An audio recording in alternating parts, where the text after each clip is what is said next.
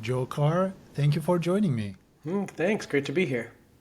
So, Joe, tell me about that light bulb moment when you realized that baby food needed a major overhaul. What was going through your mind? Yeah, my wife, Serenity, and I, at the time, we were actually dating and talking about starting a family. And we had both healed ourselves with food. We both had a lot of health issues. She had really horrendous gut stuff. I'm autistic.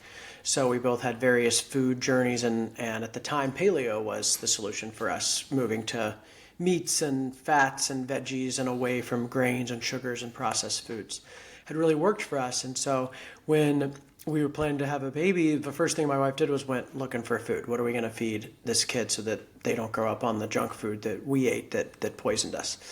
And she was very frustrated with the lack of good baby foods. Not only was there no paleo baby food, there was a real lack of meat and fat, but it was all sugar. It was all very sweet fruits and grains, basically sugar and fruits, the foods that had made us sick. So made us pretty mad and got us inspired to do something better. Joe, so the company was started around 2018, is that right? Yes, we had the idea in 2016. We did a lot of research, and it took us a while to get the products developed and launched. But they launched on August 5th, 2018, which was the same day our daughter was born. That is so wild. How did you manage to launch a company and take care of a newborn at the same That time? was pretty crazy. It was not supposed to be that way. It was never planned. The products were really late. The baby was really early. So it was tough, but it was meant to be. It was fortuitous, so we figured it out. It's kind of like having twins. Basically, my wife was birthing the baby, and I was birthing the company, and it was tough. But we had to really build a strong team. We had to rely on others. We had to really make every moment count. Yeah, so I mean, it just you make it sound super easy, but I know that it's not. Yes. A couple as entrepreneurs with a newborn baby, in the early days, if you could, I mean, it's been now what 6 years? It's Yeah. actually it hasn't been even that Just long, barely right? six So, since launch. We launched in retail in February of 2017, so not quite right, six in the retail sales, but yeah, yeah. So, just what was barely. the most unexpected aspect of running a baby food company as a couple with a new baby? What are some of the things that you can have flashbacks to? Yeah, well, I mean, of course, I got very clear on how important Serenity was to the company. I had previous companies that had failed because I didn't have someone like her. And we knew that our skill sets were balanced, so I always knew how important she was. But I thought, I can kind of fake it, or I could hire other people who have kind of had her general skill set to get us through that postpartum. And it was very, very tough. I mean, I was bringing stuff to her more often than she wanted to just get her quick opinion or weigh in or I had to like batch my questions for the right moments in between breastfeeding and naps and so forth. And pretty soon I got to a point where I was like, I can't do this without you. You've got to come back. And she wasn't really ready. So we had to launch a childcare program. We basically started Serenity School we opened an office and got a nanny to come watch our baby and a couple other of the kids, staff's babies. We had a lot of moms with babies since we're a baby food company. And we had on-site childcare, and that like fused this ability for her to work and care for Della, and infused Della, our daughter, into the company and into the community of kids there in this really concrete way that was really special. Well, you said something super interesting to me. You said that you had a few companies that failed because you didn't have someone like her. So Yeah. now that piques my interest because Yes. I've been a solo founder, and like what did you mean by that? Like what was missing that you needed someone like Yeah, her? she's the brains. I'm the mouth, is the way I like to put it. I'm a great marketer, sales, enrollment, team building. Like, I can get people to do anything. I can get people to follow me. I can make a bunch of noise. I can get a lot of attention. But where it matters in the kind of operations and legal and taxes and all these like details that are very important but very boring to me, and I'm just naturally not good at them. So I would build these kind of companies that had like that were kind of hand to mouth, a lot of hustle, and there wasn't enough substance to sustain them. And that was, hard lessons learned. And so Hmm. that was one of the reasons we decided to start this. She had also tried to start a little paleo coaching business and didn't want to do sales or marketing. She had this great program that people, when they did it, their lives were changed, but she didn't want to go find them and enroll them, sell them on it. And so it was like this perfect combo of her operational, foundational knowledge and my ability to sell and move and hustle. For folks who are listening, who are interested in building their own brands, where to get started, how to get started, if you could kind of remember the early days. Sure. What were the first 2-3 products that kind of came online? How did the idea come about, and how did you go from idea to kind of testing to see if people actually want something like this? If you make it, will people buy it? And how did you kind of promote? Like, how did you get your first 100 sales? Like, can you? So, we both had these failed businesses. We were working jobs, not interested in the long work weeks and the hustle to get ahead, and wanted to have a baby. So, my kind of hustle, I was actually life coaching at the time. I was building like a coaching and a workshop business that was very time intensive. And so we're looking for a way to do it better. And I read the 4-Hour Work Week. Tim Ferriss. Yeah. Tim Ferriss. And he outlined the strategy of how you find a product, how you create a product that you can figure out what kind of niche communities you're in, what is the gap in that community, can you fill the gap, and then can you market your solution to that community? And that's kind of the basic formula for a 4-hour work week. And then of course you outsource the production and the sales of the product to reduce your hours. And so I was like, I'd never thought of a product. I've been service my whole career. And so it was like, I was looking for niche communities we were in. I had a few different, paleo being one of them, and was looking for gaps. And when we discovered the gap, it was right around that time that we discovered the lack of good paleo baby food. And so the initial idea was, we'll be a niche paleo. We bought paleobaby.com. This was 2016, so this is like the peak of paleo movement, conferences and all the influencers, and everybody was like, paleo was growing really rapidly. And there were all these great products and all these great influencers, but nothing for kids, nothing for babies. So we got a lot of help from that community. They were our springboard really into online sales. And this is, I guess, before the e-commerce boom. E-commerce was normal for us because paleo you had to buy online. Like grocery stores didn't carry those products. So we just we're going to sell online. That was just like our automatic idea. We soon got convinced to also sell in retail and not call it paleo. And there's a lot of really good decisions we made early on, essentially from the advice of other paleo brands, particularly Epic Bar. The founders, Taylor and Katie of Epic Bar, had just sold to General Mills. So they had this kind of model how you build a paleo company, but they didn't call it paleo. They were able to reach a mass market.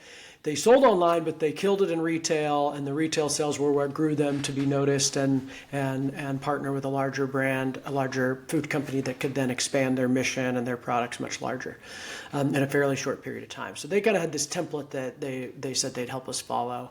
So they came on as advisors, and the main things they said is don't call it paleo, just be the best baby food and go for retail, plan for a retail scale strategy.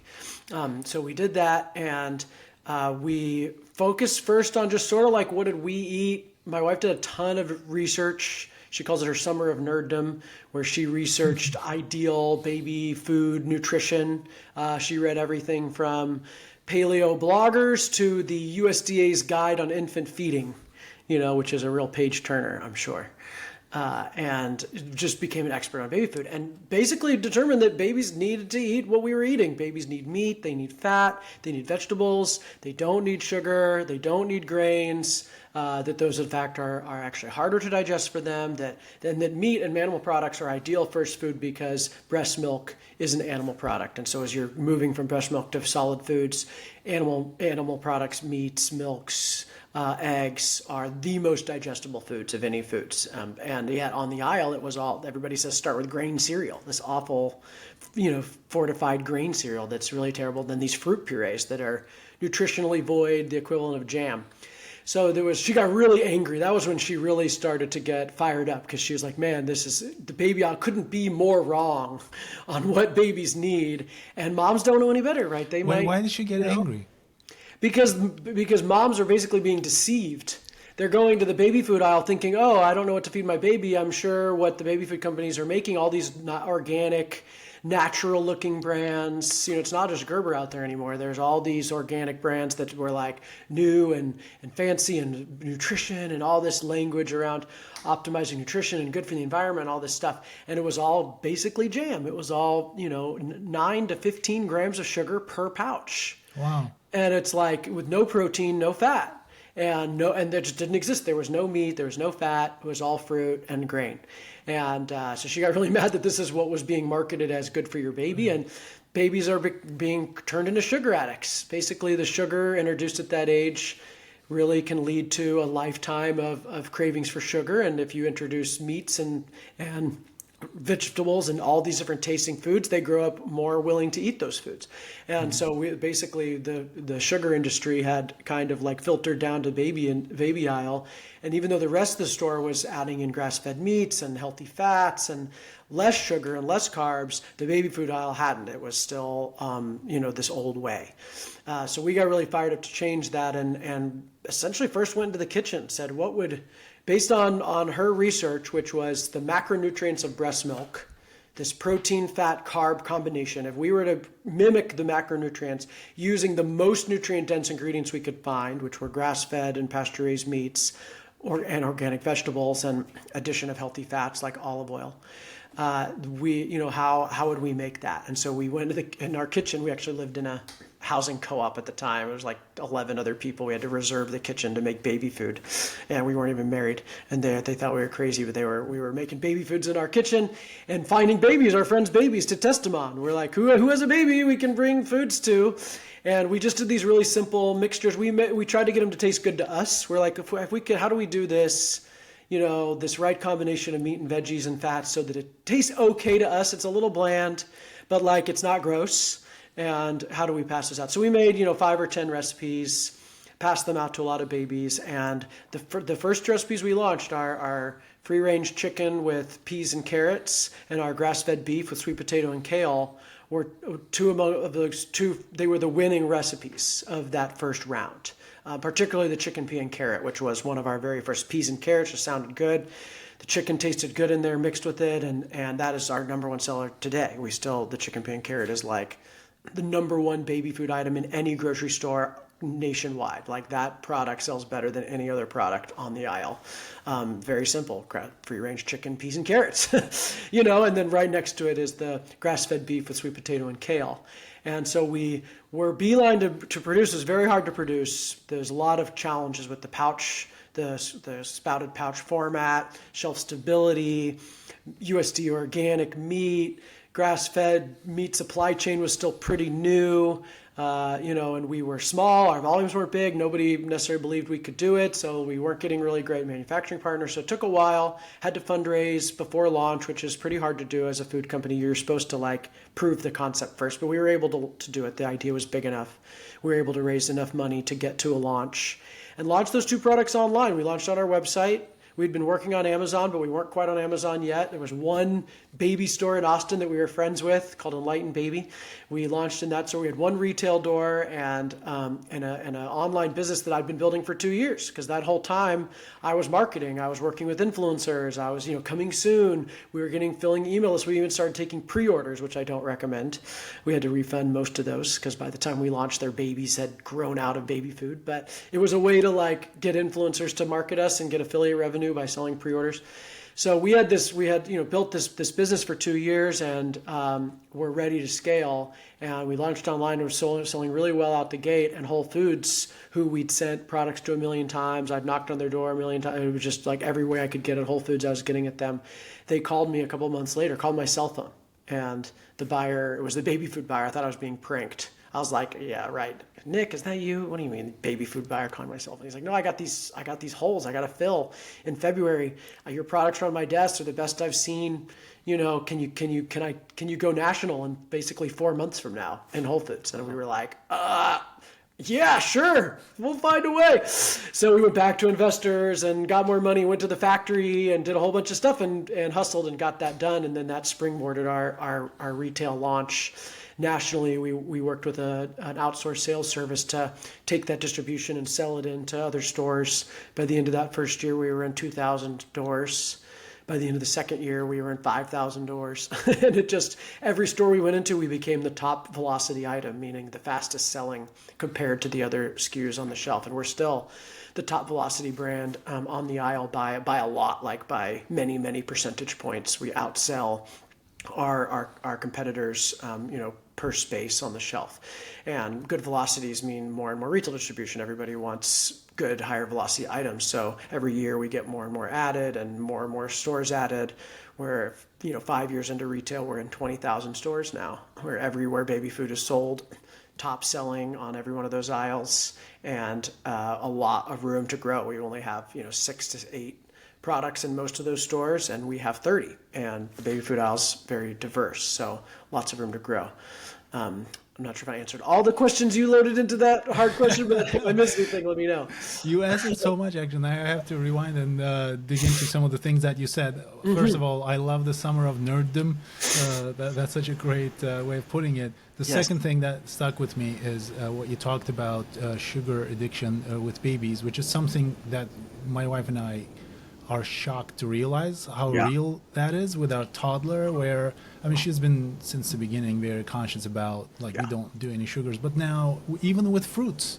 So sometimes now he's, almost 4, trying to fast forward to dessert, so we're in this struggle of, no, first finish the real thing and then you'll get some fruit. We don't have desserts either. Ice cream is either once a week or twice a month on the weekends. Even my wife is saying that stop with this ice cream, turn it into twice a month weekends. I'll try to use that as a bonding. The other thing you said that also stuck with me as an entrepreneur who's been in the fundraising circles, how hard it is to actually, you said that it's hard to raise funds without having a product for a food company. It's hard to raise anything without having a product at a pre-seed stage for any, even software, right? So it's getting harder and harder. So why do you think you succeeded being able to raise a pre-seed round without even having anything substantial? How did you persuade the VCs? It's a good question. First we were in a food bubble. There was a bubble happening where food brands were launching, spending lots of cash, growing really fast, selling for huge multiples. There was this bubble that happened, like Epic Bar, I said, had rode the ride of that bubble. They were able to sell for $100 million something dollars, within 2.5 years or something.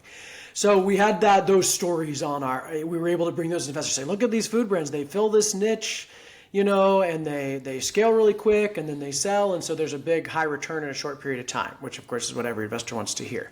We did not raise from traditional food investors because they all said you need proof of concept. So we went to just a little more angel friends and literal friends and family, like people we know, $25,000 here, $55,000, $50,000 there, to piece it together. Incredible amount of determination. We landed a pretty good advisor who had experience with this, and he taught me how to take my sales experience and translate that into fundraising, which is a little bit different. But especially, I think the spirit is, we're doing this with or without you. This is gonna happen. There's nothing gonna stop us. The opportunity is massive. Babies need this. Moms want it. The grocery stores are dying for it. Everybody wants this. We are gonna do whatever it takes to make it happen. And you can get in and at the ground floor and ride the wave and profit from that, or not, or we'll go down the road and we'll find another guy. And that was kind of just the spirit of that, was with our friends and family, especially, we take this very seriously, our friends and family, and we want you to let you in on this if you want, but no pressure, because we'll find another way to fund this. This will happen. And this is, meant to be of sorts. So it was this determination, the Serenity's brain and my charisma, right? She was so smart. You got her in a room with investors and she could just tell you macronutrient profiles of fatty acid complexity, blah, blah, blah. And they would just be like, whoa, this woman knows what she's talking about. And I was like, and this guy, who's going to say no to him? Nobody's going to ever say no to him. So, and the two of us together were so charming, and the idea was so beautiful. And there's an epidemic it's a health crisis for children in this country. And we could make this case that baby food is, it starts at an infancy, this epidemic of sugar addiction and obesity and diabetes and mental emotional health disorders. And almost everybody knows a kid with some kind of disorder, right? Like that was a very easy heartstring to pull on, that there's a kid in your life that needs this. And a lot of them would go to moms in their life and say, what do you think of this idea of this product that's meat and veggie baby food? And they'd say, there's meat and veggie baby food. I need that. All I can find is fruit purees. And so they'd be like, okay, so they would sort of validate it. Or if we sent them samples, they'd bring it to a baby in their life and the baby would gobble it down, love it. And the mom would be like, well, how do I get more of this? And they'd be like, whoa, this is hot, So the product quality was so good. It was so intelligently formed. The market was so ripe for it. The size of the prize was so big, global baby food sales. Being what they are. The bubble was nice. So there's a lot of factors that went together, but a lot of it was that sheer determination. The mission plus the business opportunity, I think, is a really nice spot where, hey, we're making the world better, but we're not asking for a charitable donation. You're going to make money on this. And every investor wants to make money, and the investors we were talking to also like to do good things for the world. But they invest in you, not in the company. It was really me and Serenity that had to show that we were going to do whatever it took to make this work, and they had to believe in us, and they were right. They all most of those cashed out in this last round we did and made 10x, 20x on their investment. Wow. Yeah, I mean, you're explaining all of this in a very nonchalant fashion, making it sound super easy, but I know that it's extremely hard, despite the way you explain it. So just trying to go into the details a little bit. How you mentioned, your wife got really mad because, a lot of the baby food were more like marketing speak, but the substance wasn't there.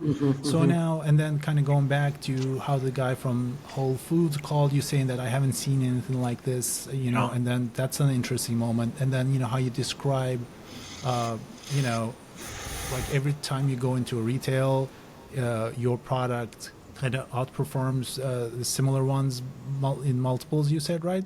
So like that tells me there's something about this product, that's different. Like, yeah. And then I noticed when I was doing research about our conversation, there's just like a whole bunch of farms on your website that's individually identified. And I was like, that's interesting. Like every single farm. Yeah. Is there a is there a connection here? The quality of the product is leading to the guy who's from Whole Foods calling you, and then sales are much better than the other ones, and then maybe the ingredients are actually, even babies notice the difference between like the fruit puree, because babies are gobbling it up. You're saying, is the product really so much better, and how hard is it to make a product that's so much better? It's very, very hard, but it's the most important reason we succeeded.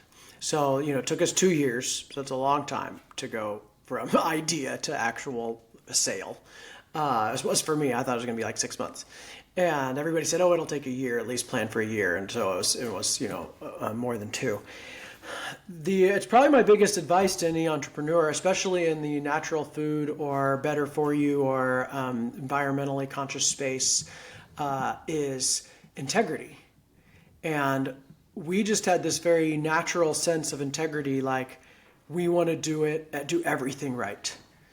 Both from a moral standpoint, but there was also like a differentiation or a sales standpoint. It's like we want to be unreproachable. We were up against the largest food companies in the world. Gerber's owned by Nestle, Happy Baby's owned by Danone, largest natural food company in the world, so forth. Plum was owned by Campbell's. Earth's Best owned by Hain Celestial. So these are massive companies, huge marketing budgets. We were not going to be able to outmarket them. Like we were never going to be able to outprice them, outmarket them. What we could do was have a lot of integrity. Those big companies can't do is have this personal touch to the product. And it turns out a new mom, when they have a baby, for the first time, their brain shifts and their amygdala, the brain, the fear center doubles, but also the intuition center doubles. So they're more afraid and more intuitive than ever. They're basically scared magical beings. And this is who we were marketing to. And there was like this intuition that moms and babies are born with a lot of intuition as well. They eat what they need, they don't eat. And so we were like, let's just create this product that is so right, they can't find anything wrong with it. We didn't imagine that they would just feel that when they picked it up, which you can't fake. Some moms would go dig and try to find something wrong with us, and they'd write us and be like, you guys are perfect in every way. This is like a dream come true, and that's how you get super fans, right? Those moms go and tell all their friends, like, this is the brand, anything they make you should buy, like there's nobody like it. And then that, retailers can sense that, or that shows up in the sales and in the numbers. So this 100% integrity, which, like you said, we put the farms on the website. For us, healthy food starts with, a healthy ecosystem, healthy animals, healthy farmers. We want to be top to bottom, making the world a better place. And we believe the babies can taste that. We believe that moms can feel it when they pick it up. We practically, when there's a supply chain shortage, we get prioritized because we're their friends and we care about them and we make them better and they're part of our mission. And bring them along. So morally, ethically, sales, practically, there's a lot of reasons to be a really great partner, to do everything right, to not cut corners, essentially be unreproachable. And that's the biggest weapon you have against big companies, because they will never be that. Joe, let's talk a little bit about marketing. So I think you mentioned that prior to Serenity, that you're kind of a marketing guru. It sounds like you brought a lot of your expertise. Self-made. Yeah. But I mean, it sounds like that's basically what happened as well, because just by looking at the fundraise profile, even if I didn't know anything about the company, I think I saw maybe something around $1 million around late 2018, or then something like $3 million in 2020 and $58 million in 2024. You don't see anything like that in unicorn SaaS Silicon Valley software companies. So clearly somebody is doing some amazing things in this company, even if you didn't know anything about it. That kind of trajectory is hard to see. Right. So aside from having a great food business with integrity, somebody is doing some genius marketing things at this company. It's it's funny because we've done very little brand marketing. We launched online and always invested in our online business. And so almost half our revenue is still online. D2C Really? and Amazon. So even with this 20,000 store retail presence, we're still selling a crazy amount of baby food online. We're the number 2 best selling on Amazon, only behind Gerber on Amazon, and our this huge subscription business on our website. And so a lot of our marketing, one of the ways we marketed was ads we were able to target moms that were in that baby food feeding stage, which isn't very long. It's like a year. So it's a very tight window we have to get a customer in. So we were able to use the sophistication of digital marketing and Amazon marketing to target those moms and sell them baby food online, and then all the ads we did paid for themselves. Essentially, every ad, we were getting a 2 to 3 times return on any ads we did. That was sort of our threshold was 2.5 to 3x return on ad spend. So we didn't essentially waste any marketing dollars. We didn't spend hardly anything on awareness or brand. We just, in retail, we showed up on the shelf. We do a promotion periodically per the retailer's requirement, and we do all these ads online and on Amazon selling product, which we now know helps sell retail. We didn't really think about that at the time. We just were trying to sell as much baby food as we could and reach moms wherever they were, and it was just normal to us to sell online. And then COVID hit and online was the thing, and we were really ready for it. We had this great subscription program and a really great warehouse and shipping, and so COVID was huge for us. We were able to grow really fast in COVID. via the online business, but also, we were a staple. So if they did go to the grocery store, they'd buy up a bunch of baby food because your baby only eats purees. They're stuck home all day. Last thing you want to do is give them a bunch of sugar. So our products exploded even more as they were becoming kid snacks and so forth when people had their kids at home. And then that just generated more word of mouth and more online presence. And we've still not done much brand marketing. So a lot of it was just that sophistication of how we use digital sales to boost retail sales unknowingly, but turns out it worked great. And then just made it easy as possible to get. We were just like, we want this to be very seamless for parents to get. Any barrier, so we were just constantly combing the website for any kind of barrier to purchase, any kind of hiccups in the supply chain, getting a lot of consumer feedback. So we've always had customer service in-house. So we've always, been a direct line to our customers so we can get their feedback and understand what they want, as well as take care of them if they have a bad experience so they don't become a hater on the internet. We just give them their money back. We give them free product, like this very nurturing touch to consumers. Another advice I give to a lot of people is like, treat all those customers like gold, like do not be quibble about refunds, give them free stuff. Like, you think of it as at best, at worst, it's hush money. Give them their money back so they don't talk shit about you on the internet. At best, you turn a mad customer into a raving fan because they were treated so well, and there's just one random thing wrong with their order, and now you've given them free product, and you've been really nice, you respond to them fast, and that's been really huge for us. And then those people tell their friends, and you can't buy that. So a lot of our marketing was word of mouth, because we took care of people so well. We gave away free product to whatever asked. We sponsored events and just were very generous with free product wherever we could. And then the only we used influencers that we didn't have to pay, like we did affiliate strategy. So the influencers were paid a percentage of what they sold, which was a way for us to, make sure they got paid well. And we also brought on influencers as investors. So that was another cool thing we did pretty early on. We started partnering with these big mommy blogger influencers, and they would actually give us money and then agree to promote. And then they would, profit on the back end. That was like a really cool model. It's a very popular model right now for investors and influencers to merge like that. How about now, Joe? Like what channels are working well? Meta, Instagram, TikTok Shop, Google Ads. Are you still doing the influencer collabs, other brand collabs? Yep, we're doing. The influencers are still huge. We do a lot of Instagram and Facebook. That's big. Amazon's huge. Amazon's our biggest single channel. So, by itself sells more than any other one channel. We actually just got to meet with all the bigwigs at Amazon. They brought us up there and had a whole day. You usually don't get to meet the people behind the curtain, but apparently we've made some splashes enough on Amazon. And so Amazon huge, not just for the sales on Amazon, but the lift. I mean, people are standing in a retail aisle searching Amazon for reviews. It's like a lot of data now on how people are searching on Amazon as much as they search on Google for product research, because they can get these verified reviews and learn more details about the product. So we've really turned our Amazon pages into these kind of brand awareness pages that convert to a sale on Amazon a lot, but also convert to sales in retail and are just an efficient way to spend. Mm-hmm. You mentioned mommy bloggers. Is that still the main? What do you look for in creators and influencers who want to collab with you? Yeah, there's a turnover. So in influencers, there's turnover too. They have these babies, they're eating baby food, then they grow up and they're kids. And so some of the mommy bloggers have been able to sustain and continue to blog as their kids turn teenagers and so forth. But a lot of them turn over. So, especially, so for our sweet spot's been this kind of, they were a little bit of an influencer, call it 50 to 100,000 followers. They got pregnant. They started blogging about that. Now they have a baby. Their followers are interested, and now they're sort of a mommy blogger for now.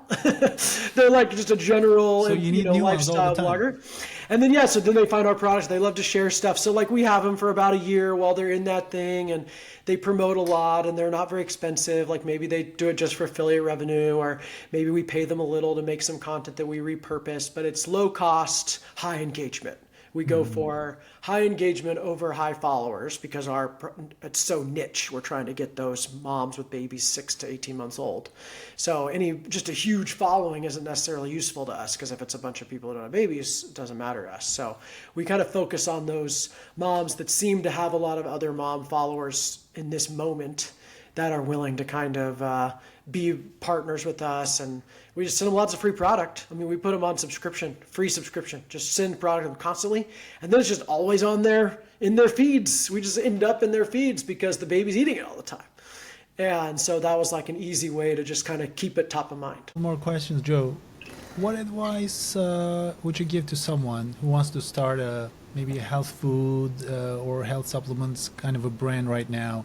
What should they do in the first 3 months, 6 months, in a year to get started? Yeah, it's all about product market fit. It's all about like, is there a market? That's what Tim Ferriss said, was start with the market.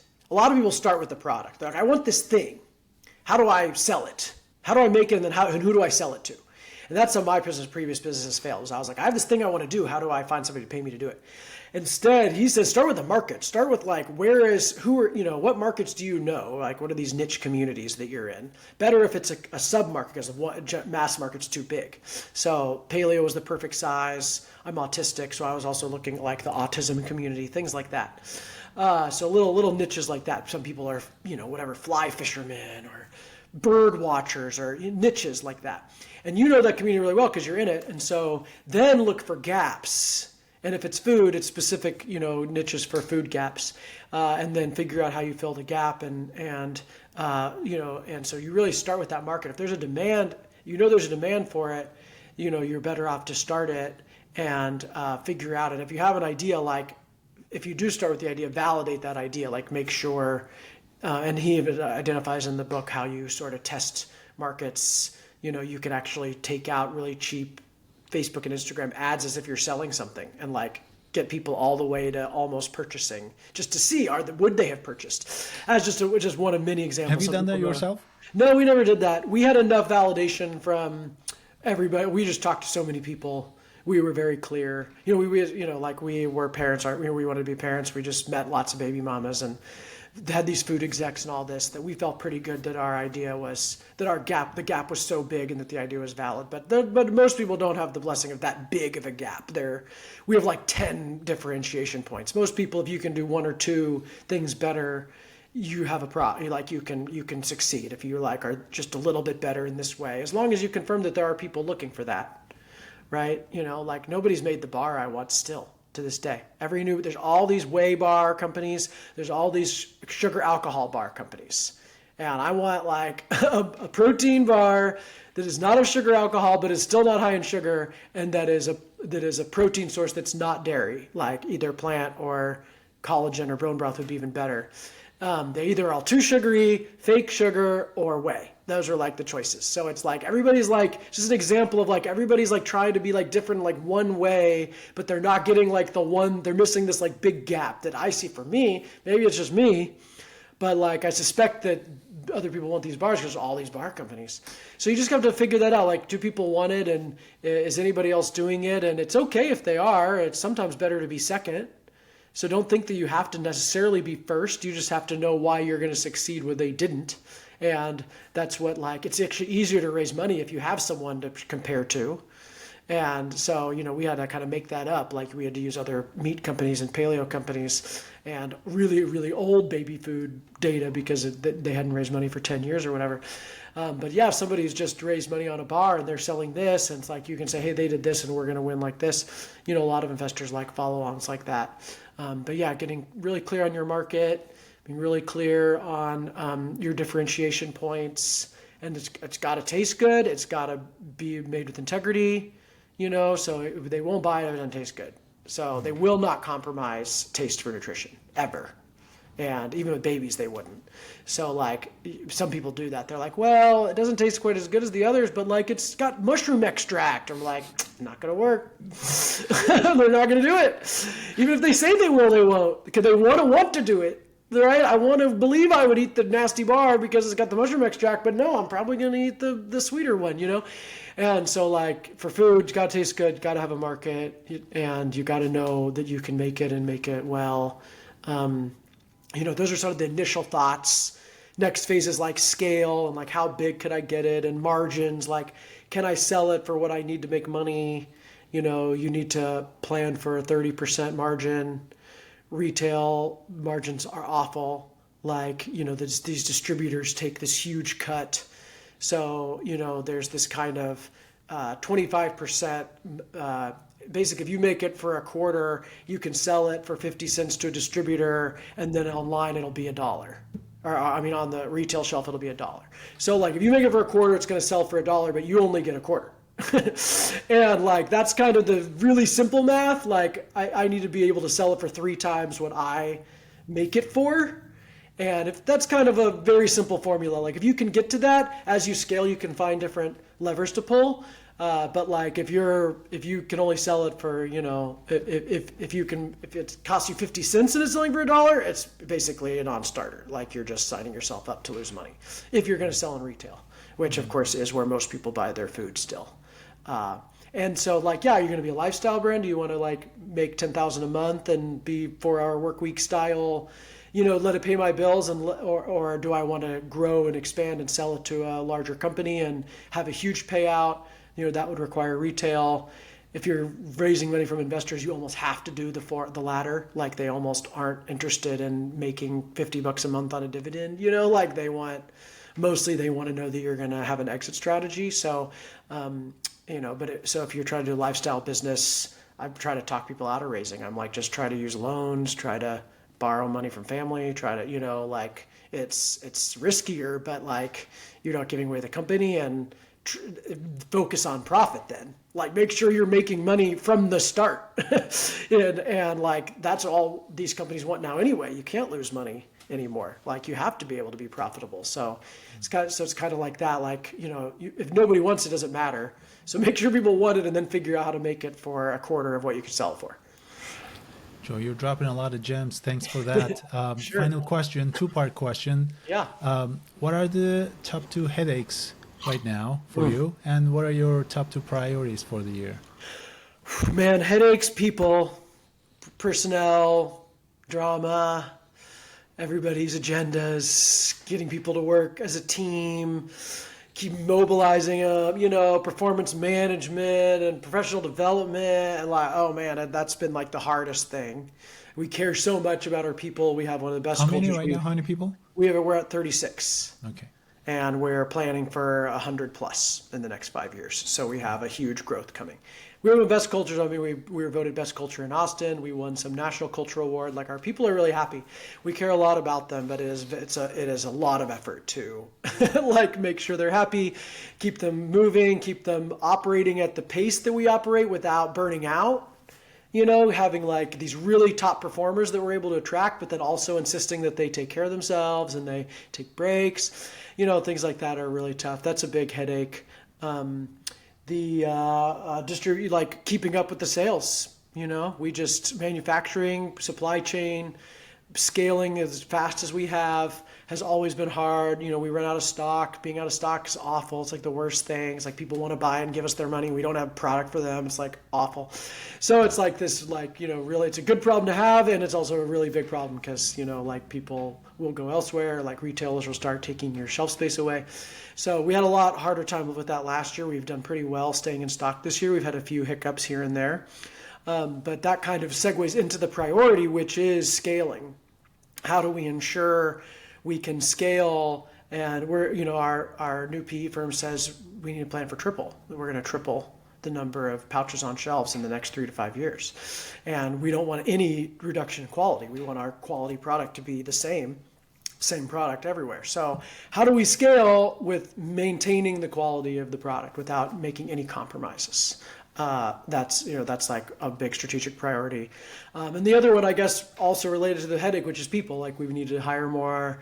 We're hiring a VP of people right now to help guide us in the people strategy.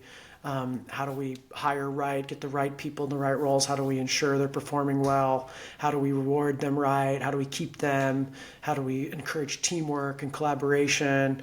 Those are the 2 big priorities. Joe Carr, thank you for sharing your journey with me. Absolutely. Great to be here.